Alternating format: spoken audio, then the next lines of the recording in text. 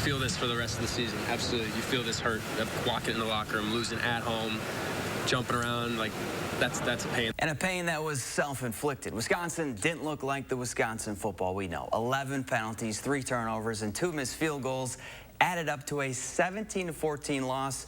Plain and simple, the Badgers beat themselves, and that's a tough pill to swallow. Disappointed in myself. Felt like I let the team down, the coaches down. You know, ball security is something that's a huge deal here. Really beat ourselves today, I thought. You know, that just towards the end of that, like, those penalties will just take any drive you had and throw it in the trash can. He's Jim Polzin from the Wisconsin State Journal. I'm Zach Hanley. This is the Badger Blueprint. The Badgers outgained the Cougars, ran more plays, but kept shooting themselves in the foot with all these mental mistakes, Jim. Yeah, and it's a little bit out of character for this program. You know, this is a program that has to survive on doing the right thing, not committing penalties, not turning the ball over. They're not talented enough in most cases, especially against Power 5 teams, to overcome those mistakes, and we saw way too many of them on Saturday. Hindsight is 20/20, but in the second quarter on 4th and 3 on the Washington State 47, Paul Chryst decides to keep his offense on the field, and it backfired. The Badgers turned it over on downs, and 4 plays later, the Cougars scored. Here's what Coach Chryst had to say about that decision. You know, I'm kicking myself for, you know, going forward on 4th and 3. You know, we got a 3rd and 1, and we get stopped right there, and you know, I'd like to have that one back. Second quarter in a scoreless game, you 100% punt the football. Pin Washington State deep and let your defense do its thing. Jim, sometimes punting is winning. Right, which is completely out of character for Paul Chryst, right? He's always been typically a very conservative coach. We've seen him punt inside the 40-yard line. So when they lined up, I really thought, Zach, that they were just going to try to draw Washington State offsides, take the delay of game penalty, punt the ball away, let their defense do the work.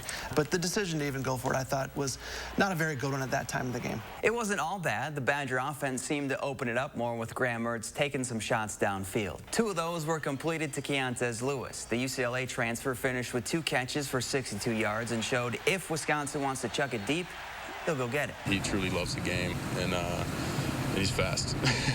So it's really fun throwing the ball to Caleb. I mean, that's the kind of guy you want. We talked about him last week. He showed up on Saturday. Yeah, we saw a little bit in camp. We weren't allowed to watch a ton of camp, but Keontez Lewis is a guy who's big, fast, can get down the field. One thing this passing game has really been lacking the last couple of years is a deep threat, and I think Keontez Lewis could be that guy. Now, the sample size is small, and Mertz in the passing attack looks good, though. His decision-making, his demeanor, everything about it just looks and feels better than it did last year. Yeah, that's, you know, the real encouraging thing to come from these 2 games is that I think Graham Mertz has taken a step forward. He's more confident, footwork is better. I think his decision-making could still use some work, but it's getting better. All in all, a pretty solid 2 performances for him.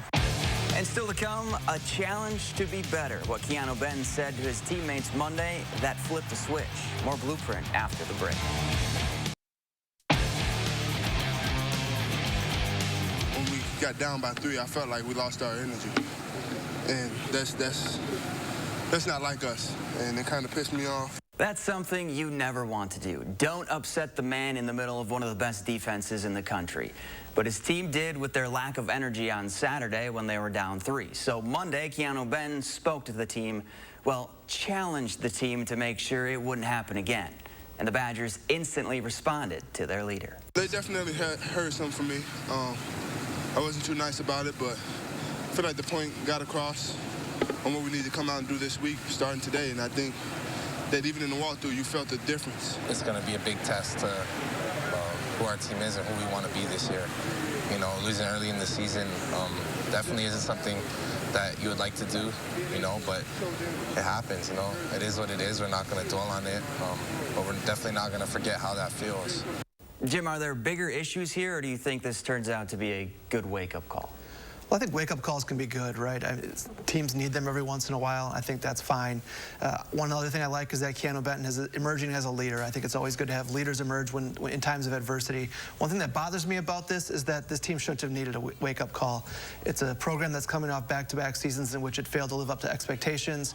You shouldn't need a wake-up call in the second game of the season, but let's see what happens from it. All right, Wisconsin versus New Mexico State. Badgers 37.5-point favorites. Who you got in this one? I'm going to take the Badgers. I really think there could be a shutout in this game. I think Wisconsin comes out angry, learns a lot of lessons from last week. I would not want to be New Mexico State right now. Yeah, I agree. I think the Badgers still very mad about what happened last week, and they're going to take all their frustration out on New Mexico State. So much so that Miles Burkett might even play the entire second half. Badgers by at least 4 touchdowns.